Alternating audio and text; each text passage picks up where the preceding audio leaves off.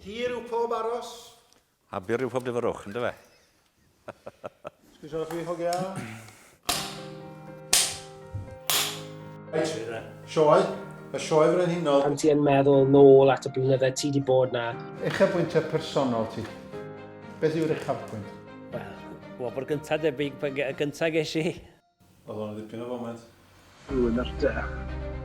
Oh gosh.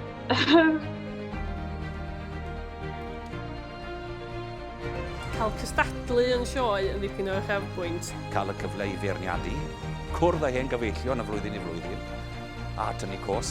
Ond mae'n atgofion diri, chymod, o gystadlu, o feirniadu, o fod yn y brifilch ag erbyn hyn yn gylch y gwartheg yn sylwebu. Fi sy'n ffodus iawn o ennill yr young handlers dan o'n bersonol i.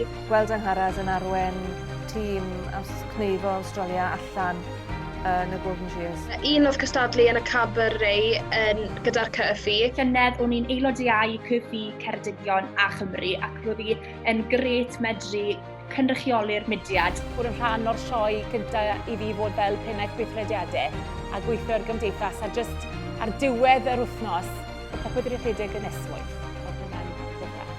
Weithio hefo'r cogyfion enwog. Ennill y bencampwriaeth yn y flwyddyn y camlwyddiant. I fi o'r un gyntaf pan ennill y champion gyntaf dy Geriel. Ennill champion gyda Suffolk tro gyntaf. Mae'n hell of a feeling a wedyn i ennill yr champion cob. Oedd dad wedi ennill y salwedd cyn fi, ond i fi ennill fy hunan yn rhedeg aseg, hwnna'n teimlad special. Mae un o'r sioe mwy yn y byd siw braidd a mae cael cystadlu mewn sioe fel yn dipyn o fraint. Mae'r crowd i gyd o ben chi, sy'n teimlo fel bod chi fel Millennium Stadium neu rhywbeth fel la.